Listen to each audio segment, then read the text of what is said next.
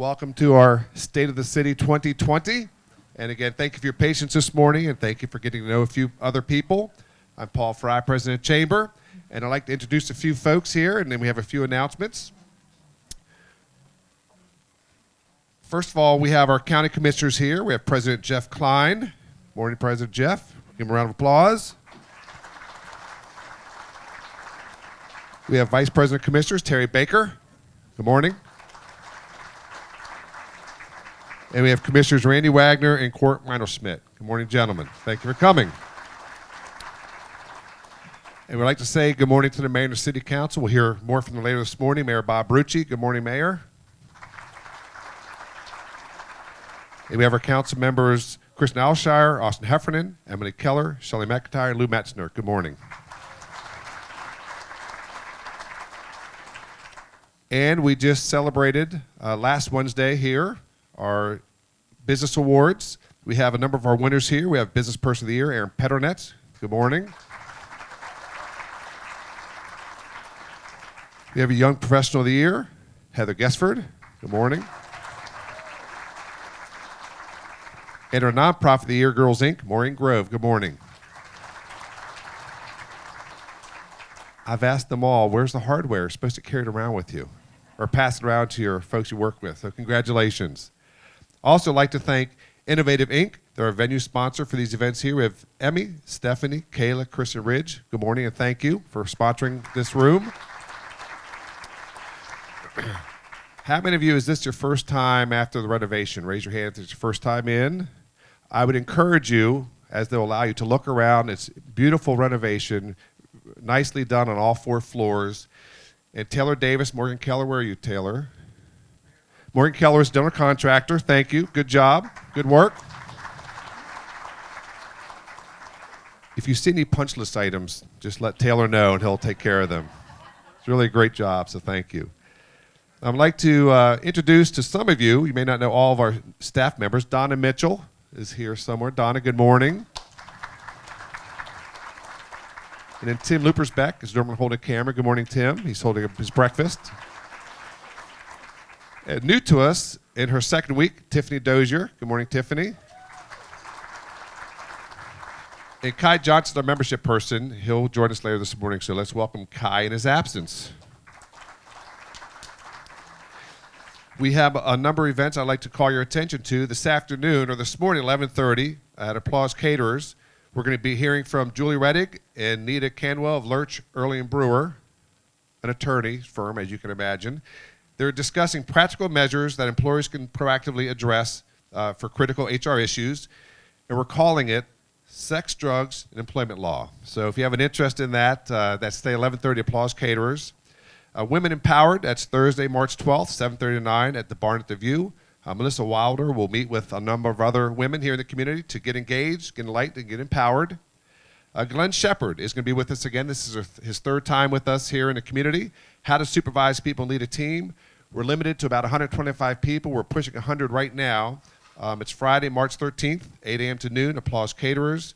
And you want to be the manager, other managers envy, and bosses can't wait to reward. It's only $149 a person. If you sign up 3, you get a 4th free, and I encourage you, if you have someone, if you're interested in supervision or management, it's a great program. Gen Next, financial wellness for the young professional. That's good timing here with everything going on at the stock market. Wednesday, March 18th, 11:30 to 1 at the Chamber. Zane Schreiber will be facilitating that, and it's $5 for Gen Next members. Maximize your membership. If you're a new member or you want to know a little bit more about the Chamber, what that involves, that's Thursday, March 19th, 9 o'clock at the office. Our next business and social hour is going to be at Boys and Girls Club, the 19th also, on Pennsylvania Avenue. Are we up to 4,500? 4,250. $4,250. So if you lost some money in the stock market, you can regain some of that back. Again, you have to be present to win, register by noon that day. We have new directories. They're back in the back. On your way out, there's some there. If you don't get enough here, you can stop by the office. And just a mention about the coronavirus. You know, you can hear a lot of things going on, but this is a public service announcement. We have Earl right here in the front. And so if you have any questions, he's the answer man. But here's the thing, common sense. I'm leaving early for a conference call, not to avoid you. And guess what he's going to be talking about on the conference call? Wash your hands, use sanitizer, thank you goodwill. There's sanitizer on all the tables. If you have a cough, turn your head. If you're not feeling well, don't go to work. If your folks aren't feeling well, just treat it like the flu and use common sense. We're going to work with the health department, Meredith, a couple other partners here in the community. We'll have some sort of information gathering here in the next week or two, just so you and your folks you might work with can know what to do, how to avoid not only the coronavirus, but the flu, which is taking on more folks than the coronavirus, and then what to plan for if some of your folks are sick and you have to be without them for a couple of weeks. So look forward to that. I think that's all the announcements. For the morning, we're going to hear from the mayor in a second. He's going to introduce a video. He'll then introduce our council members. They'll have a few words, and then we'll take some Q&A. There's some note cards and pencils on your table, so please look for those. Before we introduce the mayor, I'd love to come up and have us say good morning from our sponsor this morning, from Wright Gardner Insurance. Please help me welcome Blakely Jackson.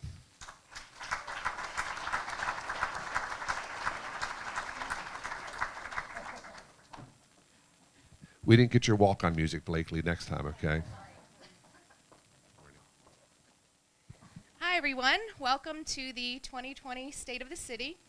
We hope that you find the content both informational and informative, and we hope you enjoy the program. Thanks. Thank you, Blakely. I'm not sure how many years they have sponsored this, but Wright Gardner has been a sponsor of this event for many, many years, so thank you, and thank Christian for us. It's now my pleasure to bring up the mayor of Hagerstown, Mayor Bob Ruchi. Let's welcome the mayor.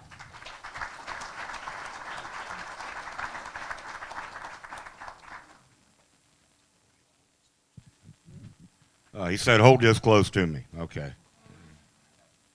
So, first off, I too want to thank Wright Gardner for their sponsorship, again, of the State of the City. And as Paul's mentioned, they've been the sponsor since, I can remember. So that's been over 20 years. First I want to thank you all for being here. And, just having the State of the City here in the Maryland Theater is great, to have it in downtown Hagerstown, and for that we appreciate all the help and effort that went into this. So thank you very much, Paul. So mine are short and sweet, so without further ado, Eric, are you ready? On the count of three. 1, 2, 3, and action. Hi, I'm Mayor Bob Ruchi, and welcome to the 2020 State of the City. This year we're focused on one of Hagerstown's proudest and most visible accomplishments of 2019, economic development. While I hope it's something you've already taken notice of, since the results are all around us, what you're about to see and hear is how the collective efforts of investors, developers, businesses, companies, and city staff have changed and continue to change the landscape of Hagerstown in order to advance the economy, image, and quality of life for all of us.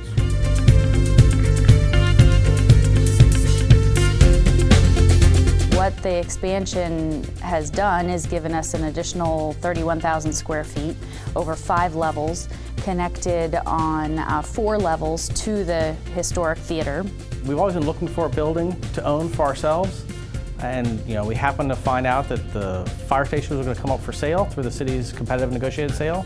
I've been in the United States since April 22nd of '99. That's when I arrived here, and started working on April 23rd. It was a Friday, and I bought then the restaurant in 2008, December 31st, 2008. That's when we signed, and then we started the renovation in 2017, finishing off 2020. We were, kind of dreaming on, what we wanted to do, and there wasn't a lot of work for the type of thing that we were doing currently. So we just kind of started thinking, okay, what do we want to do for the rest of our lives? What do we really enjoy in life? And we came up with the coffee shop idea. I have a theory, which is, capital goes where capital's welcome. And nothing against other communities. Other communities are trying, but I have seen I would call it a political cohesiveness that I've not seen many other places. when you have a state senator and you have a county official and you have a city official saying, this is exactly what we wanted and needed, and you're trying to provide it, the marriage goes pretty well, right? You're both looking for the same thing. It isn't at odds. We're a partner. Our goal is to build buildings and fill them. Your goal is for us to build buildings and fill them. We have the same goal. North Point's going to be one of the major catalyst projects that's coming up. It's going to spur growth throughout our community. It's a $139 million project that's going to be occurring over the next 2 years. There's going to be up to 1,500 plus jobs that are going to be created as a result of that investment. Why is North Point interested in Hagerstown is the question. And what we look at is thousands of sites a year on where to build industrial buildings and where to place our capital. And you know, something that really stood out to us was Hagerstown's logistics. But it's not just logistics. So where can we find a site to build these size buildings? These are large buildings. It's not typical to find ground that hasn't been developed. So finding this site with size, the logistics of this area, and then I'd say, you know, third for us was labor. It's a strong labor pool, and you know that's a big thing when we recruit companies. They're going to ask, where am I going to hire 100 employees or 500 employees or 1,000 employees even, and we can say, Hagerstown has it. I'd say the thing that the icing on the cake for us was just the can-do attitude of the city and the county and the state on this project. The city has developed a process with its plan review committee and the planning commission to where a site plan can get through our processes from submission to approval by the planning commission in as little as about 40 days. In the case of North Point, we managed to coordinate all the efforts of all of our departments, the county and the state, and have a plan ready for approval by the planning commission in 58 days, which is very aggressive and very responsive to the local business community. An aspect of economic development that a lot of people don't think of up front, or they forget about it after the fact, is infrastructure. Infrastructure is not necessarily an exciting type of work to talk about, and it's almost always expensive, but infrastructure projects often form the foundation for economic development. And a good case in point is the project that just began, the extension of Professional Boulevard across Antietam Creek into the Mount Etna Farms property. The project itself is being coordinated and managed by Washington County, but the city is also partnering with the county in the funding of portions of the project, as well as some state and federal funding that's being applied to it as well. The first phase of the project is just beginning construction. That's the construction of the bridge itself that will cross the stream. That's about a $8.9 million project. That's phase one. Then phase two will be the final construction of the road on the east side into the Mount Etna Farms property, connecting to Yale Drive. But it will also be the upgrade of the existing section of Professional Court from the cul-de-sac back to Eastern Boulevard. It's going to be 4 lanes, 2 lanes in each direction, and some other improvements as well. So it's really encouraging to know that people are confident in what we can offer them and are hearing about Hagerstown and have questions about Hagerstown. I live downtown. I have about a 1-minute walk to work. So even when I'm not working, I can see the people who are coming in with the license plates from Pennsylvania, Virginia, West Virginia. There are people coming to Hagerstown from everywhere, and that's also really encouraging. We took a huge leap of faith in starting this, and we didn't really know what we were doing, and we've Googled a lot, and we've consulted with a lot of different people and business owners. And so the coolest part of all of it is seeing that other people are supporting our dream and that they are thankful for it. It's kind of validated the fact that we saw a need and we thought that this was a good idea, but other people are telling us that it's a good idea, and we're still busy 6 months in. And so it's just been a really cool process of seeing how this has come full circle, and we're seeing it actually working. The city programs, the competitive negotiated sale, the grant programs for Invest Hagerstown that we used were what made it work for us. You know, if we had to spend money to buy this building for its market value, didn't have the grant availability, we would not have been able to do what we did. So being able to buy the building for $1, which is what we did, that never happens. So we were able to Not instead of having to invest money on just getting a property, we were able to take all those funds and really put it towards the renovation. We have a wide variety of resources available to any prospective business, whether that is our fantastic incentives, which is some of the best in the state of Maryland, to just our commitment from a staff level at the city, to even our business partners in the community, where we're committed to making sure that any new business is a success and that we are supportive of that business. The City of Hagerstown has been a partner since day one. We began talking to city councilmen and women, and very early on got their support on the design process and actual funding for that process. And we also included city staffers in some needs and wants discussions when we were talking about what we needed and wanted in the expansion in the new building. And then probably the most important piece that the city played in the expansion process was through the Permits and Inspections Department. And I cannot say enough, the City of Hagerstown was amazing during this process. We were fully operational during construction. So literally we were creating emergency egress paths every day and then tearing them down so the construction crews could work and putting them back up before that night's performance. I can't imagine that happening in any other community. Even the fire marshal and his department were coming through to make sure we were safely operating and staying on schedule for the project. We did fall behind at the end, and city staffers worked diligently to help us put the puzzle pieces together so that we could reach our goal of the grand opening. But it wasn't just about the grand opening, it was about every single event and performance that was booked thereafter. And they were there every step of the way, several times a day on site, many different people. We're really, really thankful for that partnership. Economic development for me, my department, and my programs all align together to make sure that downtown is successful as a community and that downtown is full of opportunity for community members, people investing in community, business owners, potential business owners. We want a successful, great experience for all of them. It's just been really great to see kind of that dream come true.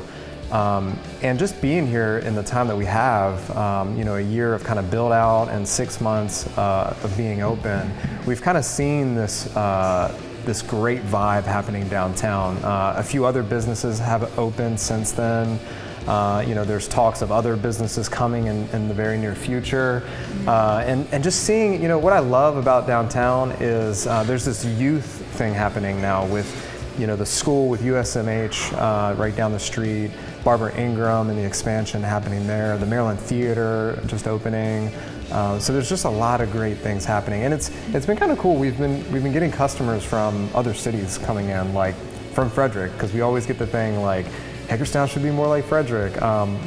We've seen some people from Frederick like coming here and telling us like, we need a place like this in Frederick. So it's been kind of neat to see that angle. Yeah.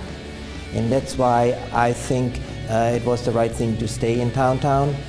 And I feel like we had, again, when I was doing the renovation and expansion, I had help from the city as well.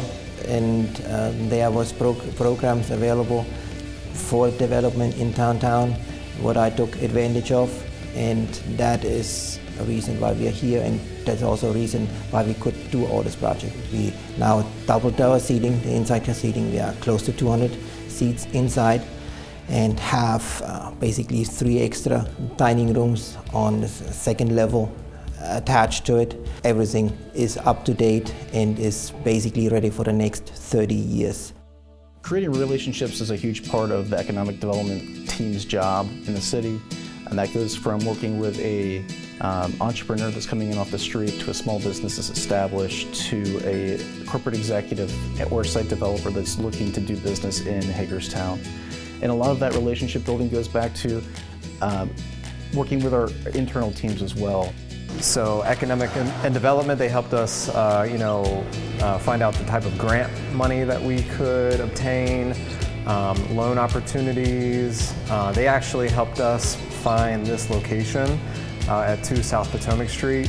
From the Community Development Office, which I think is where Jill Thompson is, and Jonathan Kearns, you know, they've always been great, not only for our clients over the years, but they really tell us all the programs you have, they explain it to us, they walk you through the steps.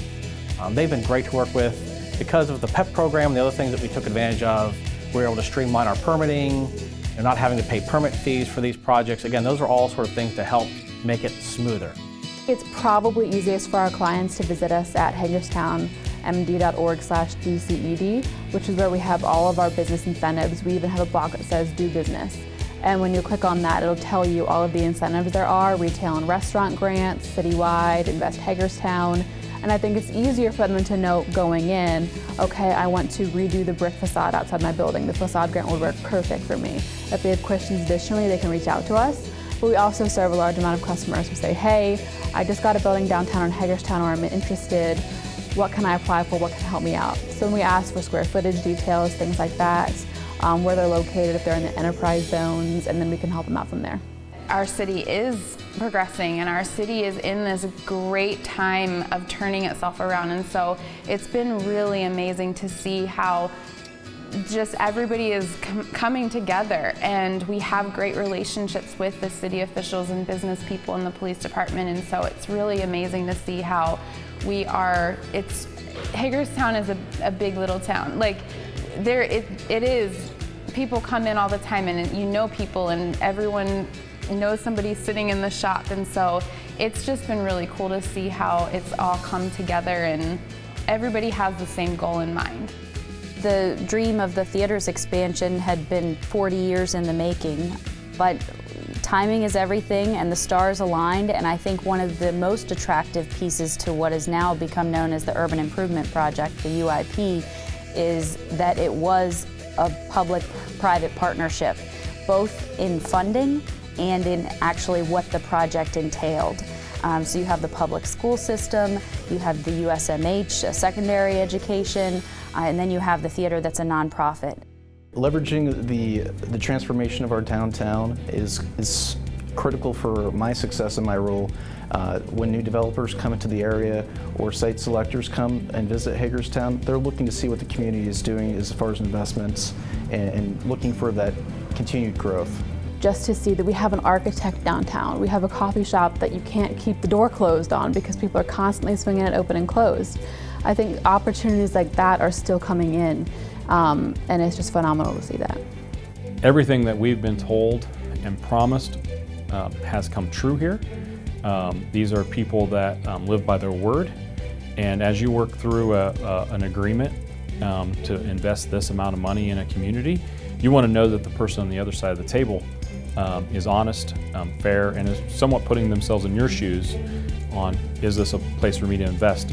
And I've seen that from the top down. And we know that besides labor and logistics, when you really get down to the granular, one major thing that drives economic development is infrastructure. A great example of that is the North Point development on Basil Boulevard. Basil Boulevard is a street that was built in the 1980s, but it didn't anticipate the amount of traffic that would be generated by such a large development. And working in partnership with the developer, the county, and the city together, we're going to rebuild Basil Boulevard to support the wonderful development that's going to be occurring out there in 2020 and 2021.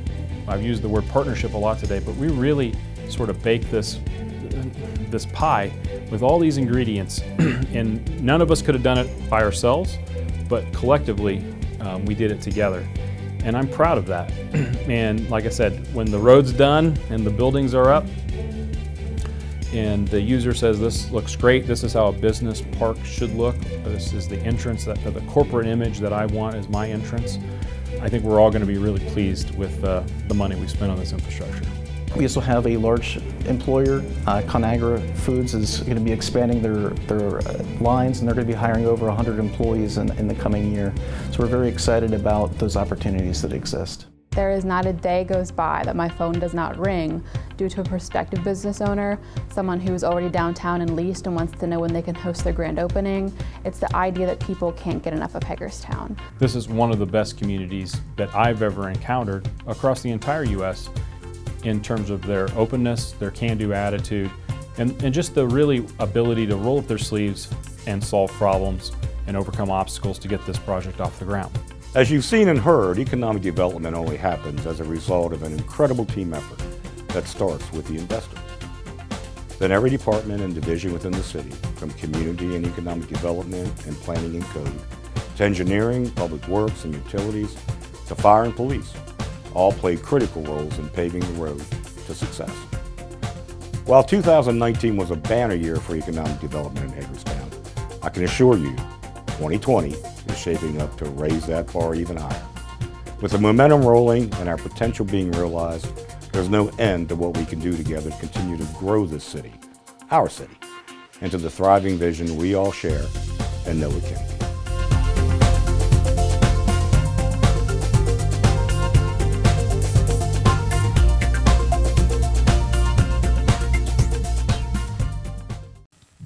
Well, first off, let's have a round of applause for Eric Hastings and Wes Decker and everyone involved in putting this video together.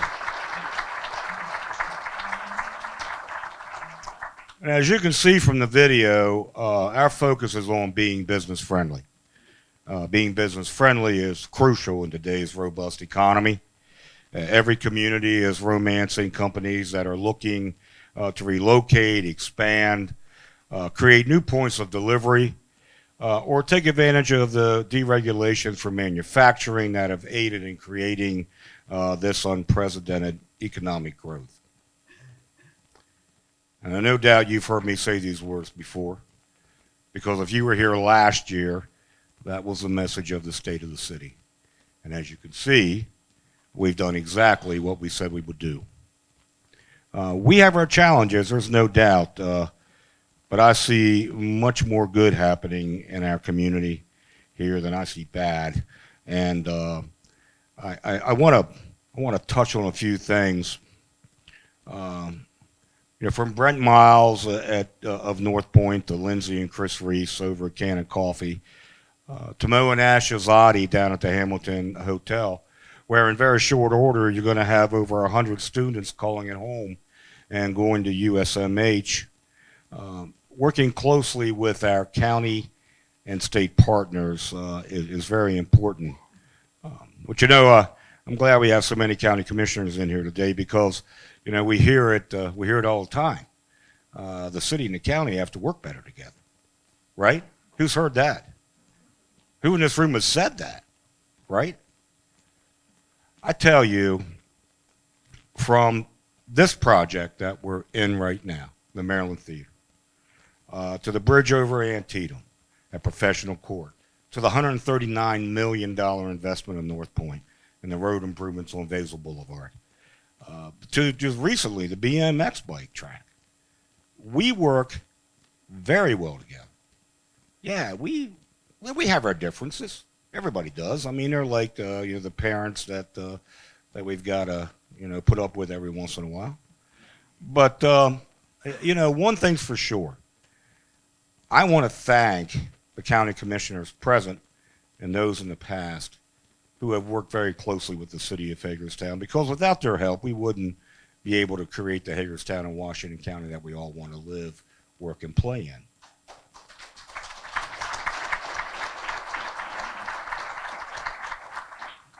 I've been doing the rounds. It's If I Were Mayor essay contest time again. Seems to fall every time around this year. And I've been making the rounds with the fourth grade classes. And this year's theme is Imagine the World. All right, now I go today at 11 o'clock to Jonathan Hager Elementary. The schools that I've spoken to, the classes that I've spoken to so far, I asked them, I say, listen, I want you to imagine the world, but not today or tomorrow or next week. I want you to imagine it in 10 years from now, because that's when these 10, 11, 12-year-olds are going to be the leaders in our community, right? They're going to be the ones who are going to be, showing up at the state of the city and the state of the county and making things happen. So I asked them to, when you write your essay, focus 10 years out in what you want to see Hagerstown become. So I can't wait to get them in and see what, because they're all very cute to begin with, but, you know, I can't imagine to get that in.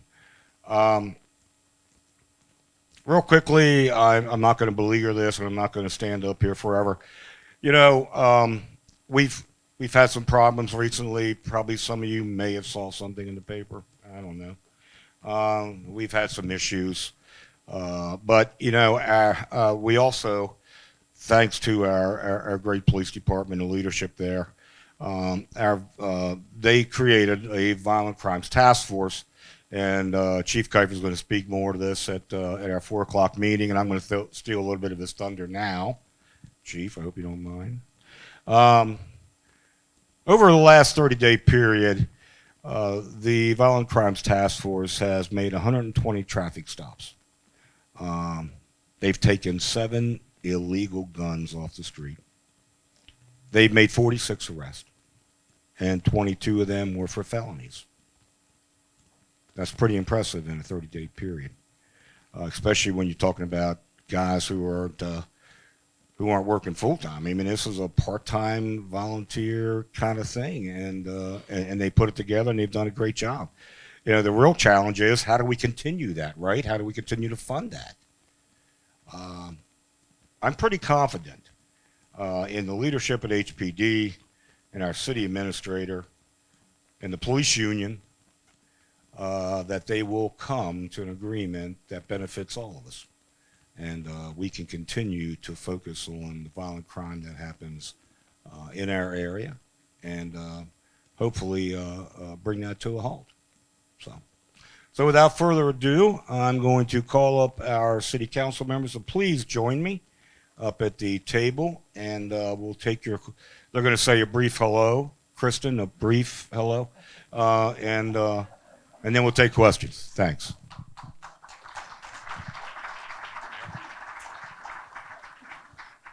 And as they're making their way up, just remember on your table are some cards and pencils. If you have questions you'd like to ask the mayor or the council members, either individually or as groups, please do so. We'll have someone come around and collect them. If you have one, just put your hand up in the air and we'll grab you.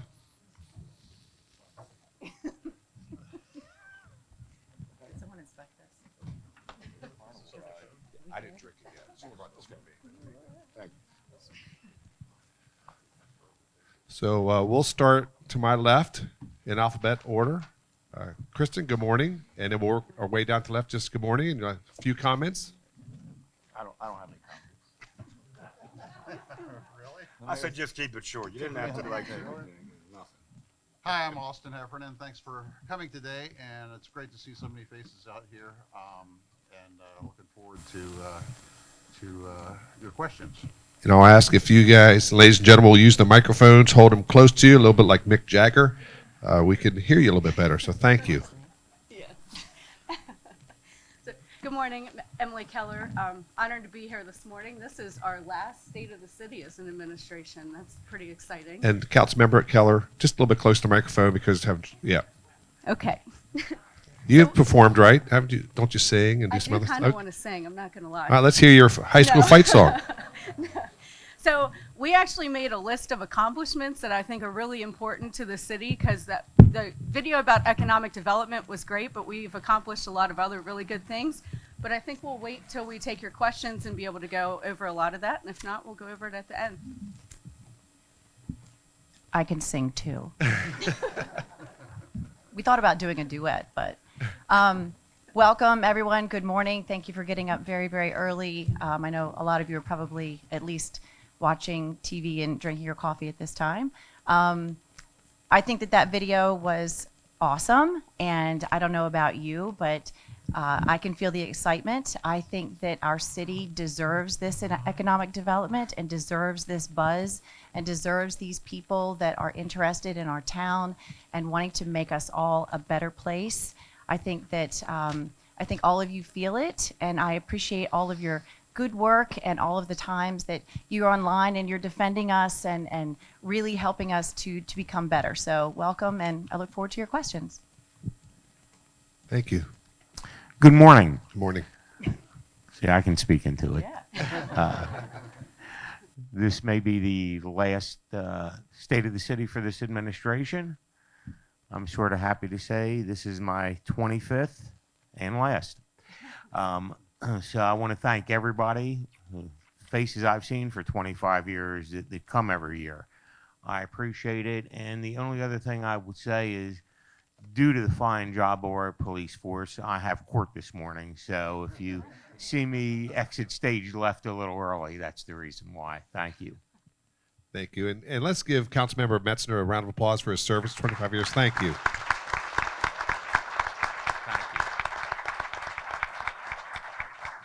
I was going to save that to the end, but if you leave early, we wanted to make sure we acknowledge you, so thank you. Thank you. Yeah. Thank you.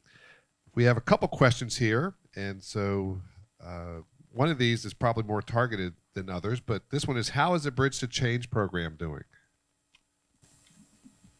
If any of you have been able to see the fine young men and women in the yellow blazers, vests with the Bridge to Change, I don't know how many of you have had a chance to talk to them or thank them, but they are feeling very good about themselves and they have purpose. I believe that, there are thousands of gallons of trash that have been removed, and I know that some of them have found homes. It has been an incredible partnership with Reach, and I have to give a huge shout out to Eric Dykey, who has been instrumental in, coordinating the efforts. And I know that these men and women that have lost their way and have fallen down a darker path, I think that it has been a very, very, very good and encouraging program that I look to expand and continue.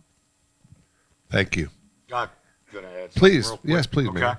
I'm not going to use that. I'm sure everybody can hear me. Can you hear me in the back, Kevin or Doug? Yeah, you got me? Okay. Marvin Lord, don't know if you guys know who that is or not. He's owns the properties downtown, comes to the council every once in a while. One of the things he complains about, okay, is trash, which, we know we have that problem. Last week actually stopped me after the council meeting and congratulated us and the change program that Shelley helped to spearhead. He said, I go around in my parking lot, and I used to have to pick up two, big bags of trash. And I really didn't know what road he was headed down when he started the conversation. But he said, I just want to say that, now when I go out, it's like a handful of trash. So thanks to these folks who are doing this. So, we see it. I travel these streets all the time, and I see the difference that it's made. So, it's great for us. It's great for them. Thank you, Paul. Thank you. Next question, and this is to anyone who would like to answer it, and you're all of you. Should economic development be privatized? No. What do you think, Mayor? No. I know where this question comes from, and I understand it. Let me tell you what, I do believe that creating an authority that would have the power to assist the city and the county economic development departments would be a great thing for numerous reasons. And I'll just recently in the paper, I think it was yesterday even, this entity that we're talking about, Chief, that would help to spearhead this and kickstart this thing, helped the town of Boonesboro with a $150,000 bridge loan for a year for a problem that they had down there. That's what, the great thing about Chief and why it was created to begin with was because we move so damn slow. That's the problem. They don't have to. And when you move as slow as government moves, sometimes you miss things. And, Chief has been able to step up when we needed them, when it comes to mounting the farms or other properties or business parks, and they've been able to help make things happen. So I don't think it should be privatized. I do believe that creating a partner to help is not a bad thing. That is, not under the thumb of government all the time. So I believe that's a plus. Anyone else on the stage like to address that? There you go. All right. I have a question until we have another one. Mayor, you talked about talk with your students, looking ahead into the future 10 years. So for each of you, what do you see as an issue or a project that you are working on or want to work on today that will have an impact 10 years from now? You may or may not be in an office still. So something you're working on, a vision, 10 years hence, you'll say, you know what, that was good, we did that. What do you see on the horizon? And we'll start with the mayor. We'll start with Lou on the far left. I don't want to take all the thunder. The culmination of what we've worked for decades, and that is this community truly being a university town where we have our downtown filled with college students. We've come a long way to get there, and that's what I would foresee in the next 10 years is a large student population and expansion of the university system downtown. Thank you. You may or may not have seen it in the newspaper. We had an event last Friday. Addie Nardi, the executive director of the Boys and Girls Club, came to me probably around a year ago and was concerned about some of the, or a lot of the violence involving our youth. And through some research and a lot of investigation, we started an Ending Needless Violence with Our Youth Coalition, ENVY for short. Thank you, Chief Kiefer. That is his creation. On Friday, we had 4 locations throughout the city where youth were able to go for free. They were able to play basketball. We had a Nerd Nook where they played Dungeons and Dragons and all kinds of fun stuff. We probably had in total 130 kids throughout the city that were in attendance. At Antietam Academy, there were over 70 kids in attendance, most of them who were not at Antietam Academy. They were just residents in that area. This is a coordination that is important and a coalition made up of DSS, DHS, Boys and Girls Club, police, the sheriff, all over the county, because it is a true need, because we have to save these youth. And I think that is very, very important in order to create the leaders that we want in this room. Thank you. So I think it's no secret that one of my main goals as being a councilwoman was to help solve the opioid crisis here in Washington County and across the country, really. To piggyback off of the youth violence, we also have youth addiction, and we have kids that are going to school that are dealing with addictions at home, seeing things at home that we really haven't had to deal with over the last 20 years. I'm pretty confident in saying I think we've reached the peak of this issue, which is a very good thing, but it's also wreaked havoc on our community, just like so many others, with the increase in crime, the issues that the school system is having. So through the prevention methods that we put in place with Washington Goes Purple, trying to get in front of kids as early and as often as possible, and then do recovery days all throughout the community, like the Washington County Recovers program that was started.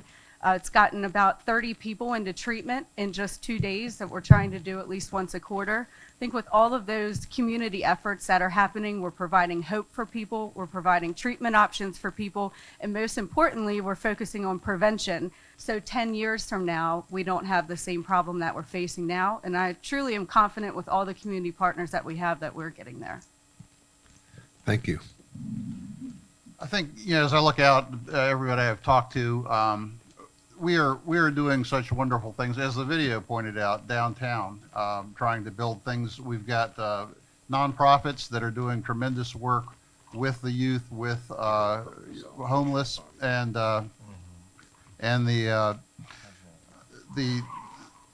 thing that I think we need to do as a body in the city needs to be able to enable that and facilitate that. And one of the things I think we need the most to do that I want to see in the future is strengthening our police department. Everyone I talk to wants to ask, why can't we have more officers on the street downtown? Why can't we have the bike patrol?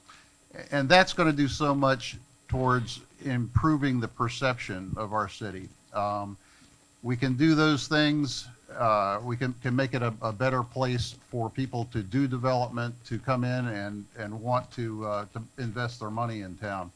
And that's the kind of environment that I think we need to put in place. There's a lot of things too with the opioid. We've got situations now where we've got a lot of basically criminals that are kind of stealing the thunder, trying to keep people addicted. All the programs that are trying to work very hard to get people off of the poison. We've got people that are working even harder than that to keep them on it. I think we need some new ordinances to try to facilitate that and help the police department do their job better. So I'm looking at it as what can we do as a city, as a governmental body, to make it easier for those in our community that are trying to do good work to do good work. Thank you. Councilmember Alshire. I want to just cover this in three parts. The first is, I think to what would be the best thing that I was able to accomplish during my time in office, and I always say that was, or will say that that's the removal of MELT, the old electric plant. It was the city's. We owned it. It got in a condition that everybody saw, and I think that gets to the bigger issue that I always hit, and I hit this pretty much at every state of the city, and that's blight. I think that too often we focus on how do we save, the worst stuff around us, and finally we've sort of turned that corner over the last couple of years and said, how do we get rid of that worst stuff around us so that the rest of the city can thrive? And so I think that blight is a big issue. But I think that and I've said this before, the 800-pound gorilla in the room for me is the fire system. We do not run, neither the city nor the county, frankly, run any other department of your local government the way that we run that system. It is a system that is ever-changing and evolving, and we can't run it, frankly, competently and appropriately on the funding mechanisms that exist now. We have to address that. I think that's one of the biggest things. When we talk about coordination and cooperation with the city and county, that to me is the biggest sort of next thing that we have to tackle together. I think we certainly have the will and the capability to do that, and I think it has to be done. So for me, that's the big thing governmentally. In terms of sort of personal preference, I'll just say this as simply as possible. The sooner the mayor gets the stadium moved, the sooner I can have that current stadium property for an indoor turf facility that I think that our children desperately need. On that, we agree. Yes. All right. Mayor. Listen, the great thing about being the mayor is that I surround myself with good people, and I'm fortunate. Okay, between staff and elected officials, our city administrator. Scott, you can pay me later for that. But Lou mentions about being a college town. We've been trying to accomplish that since basically 1999. When the University of Maryland was just a dream in downtown Hagerstown. And then Shelley with the violent with youth violence. I was over at the Antietam Academy Friday night. Had a great crowd. Shelley was very shocked that I showed up at 9:37, but I did because I was working. And then Emily's opioid crisis and especially focusing on our youth, because again 10 to 11 years from now, those fourth graders that I talk to, and I touch on this when I talk to them, they're going to be 20, 21, 22, and they're going to be in that, in that range where it can go either way for a lifetime. So the great strides that are being made there to educate them and to make sure they understand the dangers of illegal drug use. Austin's, focused on. One of the things is the fentanyl use. When they go in and they raid houses, they find it. all right, well, we should be able to condemn those, right? Because fentanyl is a deadly narcotic, right? So that's one of the things we're looking at that I support. And of course, I support a stadium, so Kristen can have his indoor facility out at the old stadium site. I tell you what, in 10 years, when I come downtown, or I go out the Dual Highway, or I go out by Walmart on Garland Grove Boulevard, or I head out to the south end, I want to make it, I want to be able to see people everywhere. That's my dream in 10 years, is to, when I come downtown, I want to be able to see, a hustle bustle downtown full of people. That's what I want to see. So we're going to get there. I tell you, we're going to get there. We're moving in that direction, and we're going to get there. But it's going to take all you guys to help, too. You're welcome. That's a good transition. A former mayor in another community once said, when people were complaining about all the traffic, she said, traffic is good, because that means there's people driving and walking around. So here's the next question. You mentioned we need your help. So what can citizens and the private sector members do to help continue moving the city forward? What can we do to help the council members and the mayor? I'm going to let Emily and Shelley talk about this, because they're working on an initiative currently with economic development, and Caitlin Bell. You want to talk a little bit about that? Sure. And I think that dovetails right with this. Well, it was supposed to be a secret. Yeah. But now that it's not, we're working on an initiative to try to get feet on the street. Because let's be honest, it benefits our small business, it benefits our quality of life, it helps our police department by putting more people on the streets and to deter crime. So a way that can help us is to shop local, to be local, to eat local, to check in local, to bring people who wouldn't normally come downtown with you for coffee or for food, and not just downtown, just to any locally owned business. And we want to know that you're here. We want to hear about your experience. So instead of waiting for 45 minutes for Olive Garden, wait and come downtown and eat at 28 South, or go to Hempen Hill, or go to Rick's Cafe. Buy your coffee at Cannon Coffee, at Public Square Cafe, at the Nook. Shop and spend your money local. On Saturday, go get your produce at the farmer's market. That helps our community tremendously, but also businesses need to feel supported by our community. So when you have a date night, come downtown. Go to Salsa Mama, go to Pizza Pretzel. Visit a movie at the Maryland Theater instead of maybe going to the movie theater like you would normally do. Try to do something different. Because when people see that buzz online, when people see you walking around downtown, they see people they recognize, they're going to say, hey, okay, maybe it's not so dangerous down there. Let me bring my family. Let me try something different. And that benefits all of us. But the biggest thing is helping us market that. So when you have a lovely experience at a downtown store or at a restaurant, or you meet someone, see something that you haven't seen before, talk about it. Talk about it online, because that simple marketing, if we can do that naturally, helps our town. It helps improve that negative perception that we have. And you might spark someone's interest that would have never considered coming down here before by, hey, if this person enjoys it, so will I. Be a good ambassador to Hagerstown. Yes. Shelley? Everything that Emily said is, I'm notorious for eating all of my avocado toast at the Art, and if you haven't tried it, it's amazing. And I don't post about it. I don't talk about it. I don't take a picture.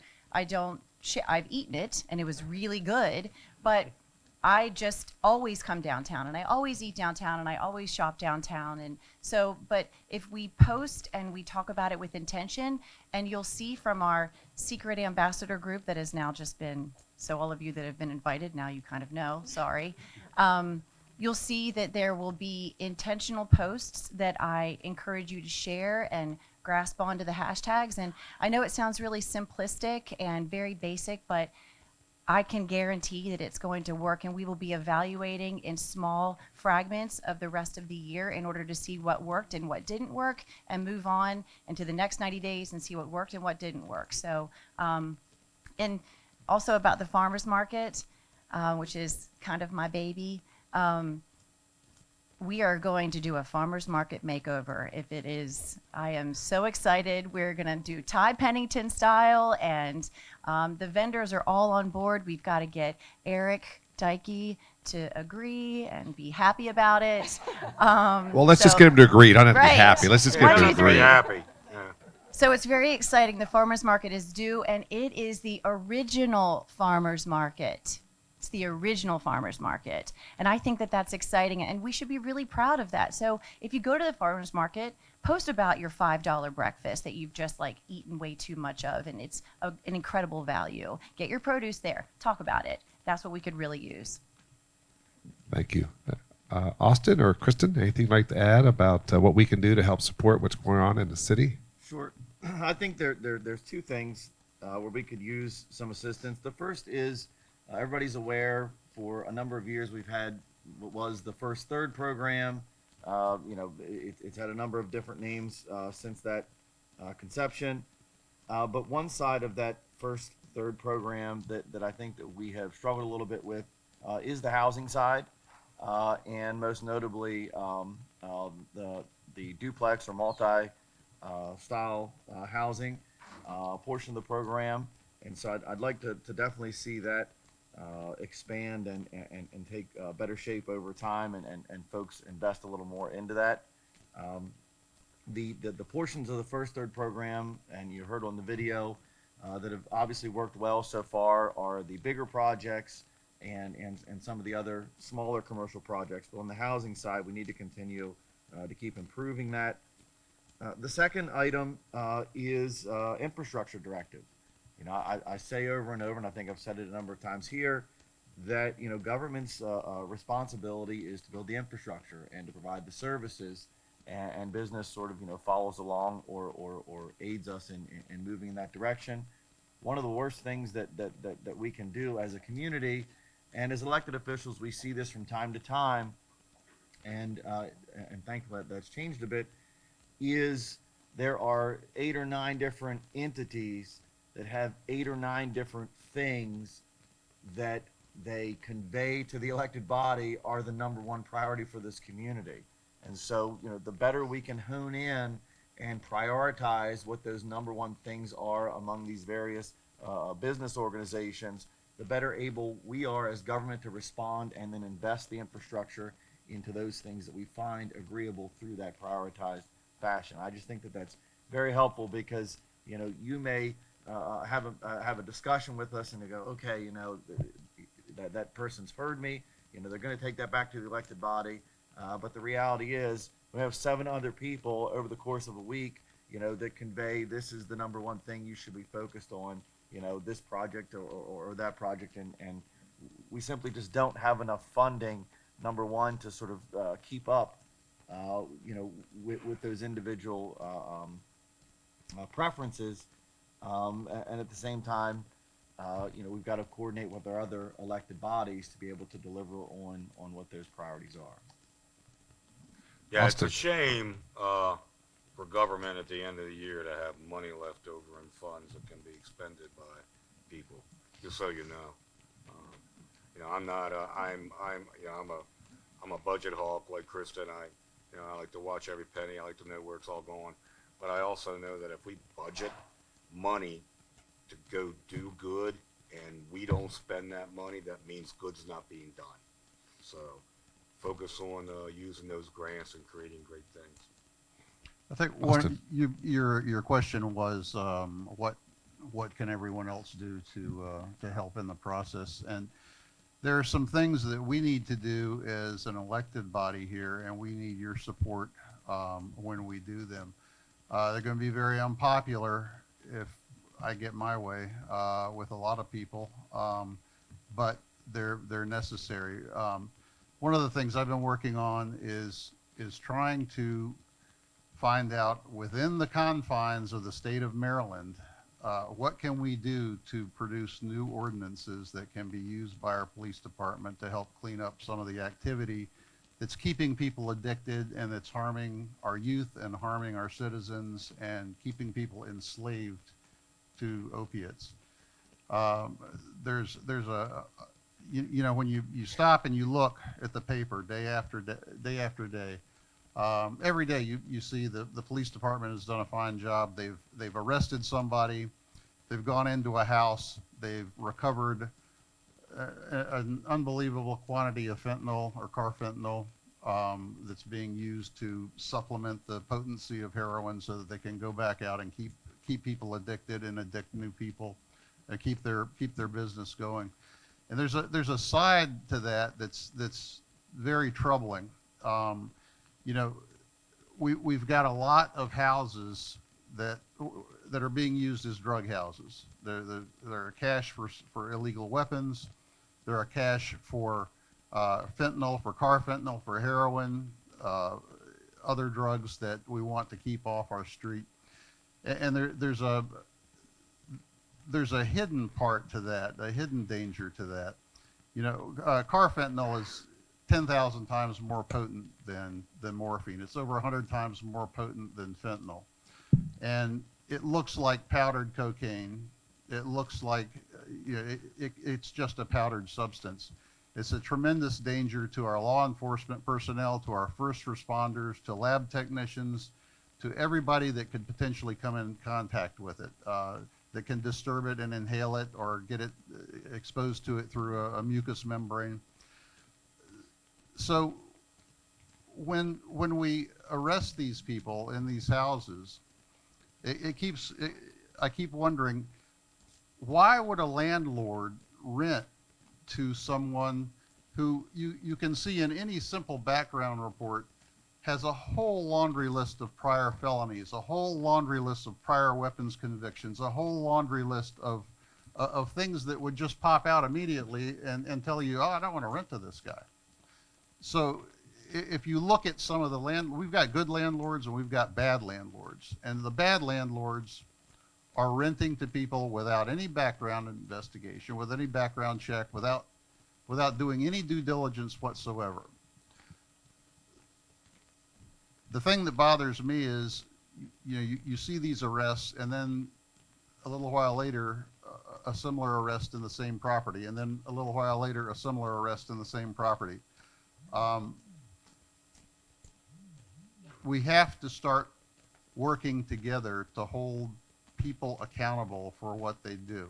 And you know, it really troubles me that after a bust is made, after these guys are in jail and, you know, we've taken the contraband out of the house, yeah, that was being used in the living room on the coffee table to cut into heroin and increase the potency, and you've got the dust on the carpet and all that. So now we rent to a family that comes in with a toddler that's going to be crawling through the carpet.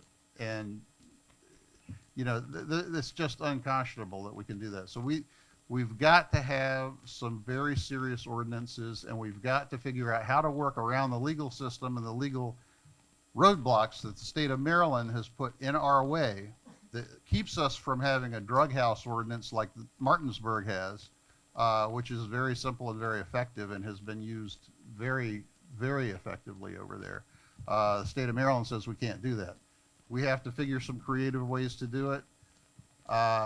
There's a number of ways we can do this, and it's gonna produce some bad headlines. But I want to assure you that working closely with our police department, with our first responders, we've got to figure this out. We've got to do it. So that's something that you can do is support that effort. And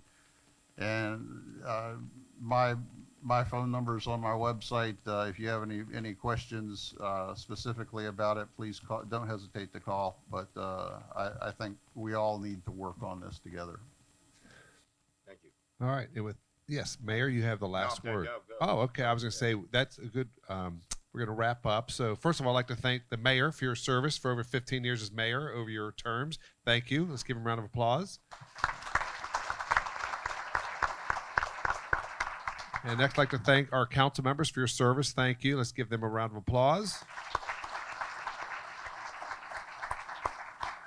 And the mayor and a number of council members. In a video mentioned our city staff. Let's give them a round of applause. Thank you for the work you do on our behalf.